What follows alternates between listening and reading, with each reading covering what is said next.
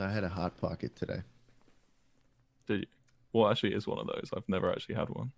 It's like bread, but Hmm. there's like meat and cheese in the middle, That sounds like and a you put it just in a. the microwave, and then you just kind of eat it once it comes out. So is it like just if you took a pizza and like folded it over? Yeah, kind of, but it's like completely encased in the bread. Oh, I see.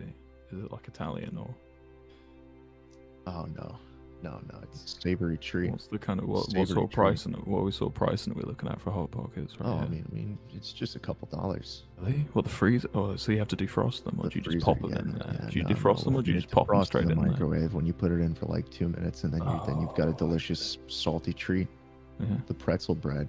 Then yeah, you've got some salt Right. around the outside, and you can Okay. So, oh, okay, just cool. like put it in your mouth and taste the salt. We don't have those in the UK. We don't And then have there's salt. like the pretzel one, the most definitely. Pretzel. Oh, that's the one you just Yeah, telling the me about. one Yeah. with the pretzel bread. Yeah. Right. So I you see just it. eat that. And you got a good like 15, 16 bites before you're at Whoa. the end.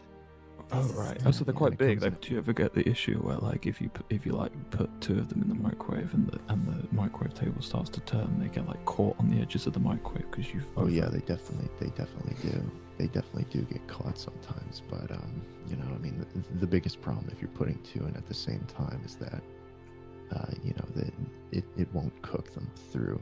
So you'll have Oh a yeah, cold yeah, yeah. center. And Like about hot pockets, you really Mm. want to avoid that. I'd put the first one in, and then I'd eat it, and then when I'm like 75, 85% complete with the first hot pocket, I'd pop the second one in, and I'd Oh, cook so that it's for like another oh, two so you got minutes. like a Because if you put them both in at the same, second one's going to be cold, and then it's just not okay. worth eating. You're gonna have to put it in the microwave for a second. You've got a battle plan. You've got a battle plan for this. I actually really appreciate that in culinary I expertise. put a lot of thought into it. Yeah. I mean, it goes to show, and it's not being ignored. Least favorite flavor has got to be the ham and cheese one. Oh, that does sound awful, actually. Yeah, well, I mean, the problem I have with it is that the ham is just not very tasty. Oh, the ham's the The problem. cheese, yeah. Well, I mean, the bread is kind of porous, and once you Right, put it in the yeah, microwave okay. for a while, the cheese starts to seep out, and so Mhm. once you pull it out of the microwave, you're left with just a cheesy mess. It's just soppy, disgusting. Oh, it's really like not the best. yeah, I get. You could probably because also you've cooked it from frozen, so haven't given it. Yeah, of course. And I've said this. I mean, I'll say this again and again, time and time again, Wilbur. But Mhm. the best one is the pretzel bread hot pocket. Right. I'm getting the whole like Hawaiian vibe when you say the ham and cheese, right? I'm gonna say Yeah. a bit of a dreadful question because I can't seem to imagine this, but would it be possible to have a pineapple-based hot pocket? Oh, I wouldn't be interested if there was.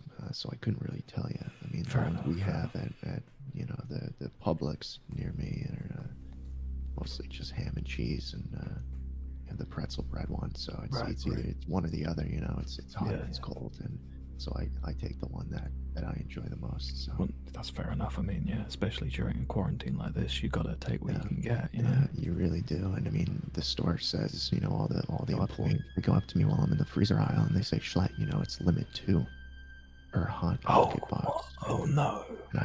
And I look at them in the eyes and I say, hey, listen, buddy, you make $9 an hour. I'm getting these hot pockets. I'm just gonna breathe on you. Well, I mean, that would send All anyone of away. it I does. expect. And I mean, that would send anybody away. Yeah.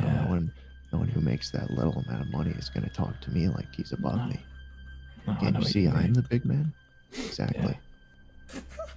And so I just take as many hot pockets as I like, and I pay for it with my business MasterCard, and I walk away and pop it in the microwave for 2 minutes, and then I'm left with a salty outside and savory inside.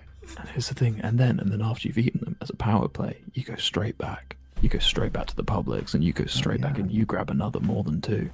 You grab another 4 or 5. They've restocked it because they've restocked it. It's at this point where the employees start to get a little antsy, and their tone shifts. But I always I stick to my guns and I say, listen, buddy, I'm gonna breathe on you. Do they want a part of that? Are they trying to? Do they push you on that? No, they're not trying to get my breath on them. I mean, what if I have Rona? You know, I mean, it's too big of a chance. I mean, what if they're not able to come in for their $9 an hour work? I mean, I mean, it would be pure chaos. Yeah. Just and all that over a hot pocket, it's not worth it. You know, maybe it's worth to get breathed on for $9 an hour if you're like saving someone's life or something. But over a hot pocket, I just exactly. You got the cardboard box that the hot pockets come. Oh, they come in a box. That's a new development I really wasn't expecting. And get this, buddy, every hot pocket individually wrapped. Individually wrap each one. See, now I can imagine that increases waste, but it really increases preservation quality. It really increases the preservation quality of the product. I couldn't have said it better. My pockets probably trademarked it to a certain extent, so no one else can call it a crisping sleeve. No, I know, but like the phrase crisping sleeve. The phrase crisping sleeve is going to be used colloquially to speak to about any catalyst, you know, any sort of like cooking catalyst. So people are going to start using that. That was similar to a verb. People are going to start using that, and then companies are going to start having to either change the title or use it as well and pay the licensing fee. So really, it's a win-win for Mr. Hot Pocket. The second most profitable business side of the Hot Pockets business franchise is the licensing of. It's absolutely incredible. And I mean, I all take a leaf out that. I walk into that Publix and I walk out.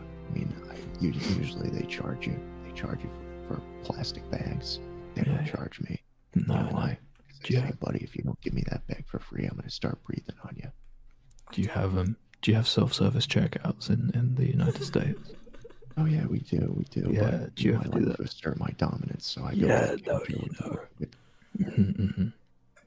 I think preferably the way to really assert your dominance, you may even want to double bag it. I don't know if you're one for double bag kind of guy.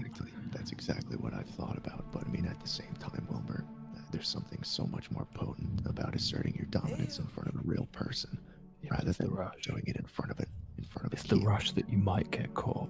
That's the bit that does it for me. That's what gets my rocks. I don't like the word potent. I respect it. When you get the Hot Pockets home, what gimmick? I never really watched it. I mean, you put it in the freezer, and then typically I'm feeling rather hungry as I get home from Publix. Chow down on that boiling hot Pocket.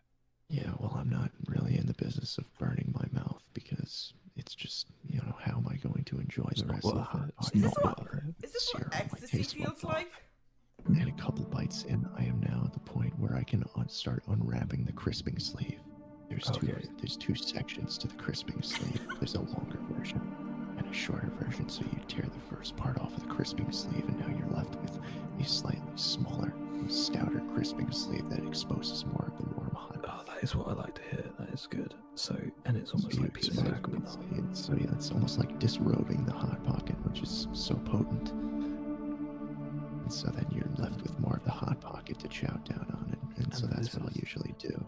This is relying that the crisping sleeve is not getting soggy through the defrosting process. The crisping sleeve never gets soggy. It never gets soggy. I mean, at least if you have the pretzel bread Hot Pocket, I never have that problem. Yeah. Oh, okay, so with the cheese one. What's great about it is that the crisping sleeve allows the Hot Pocket to stand upwards, and so that means gravity. Wilbur, that means and listen to me here. That means gravity affects the meat.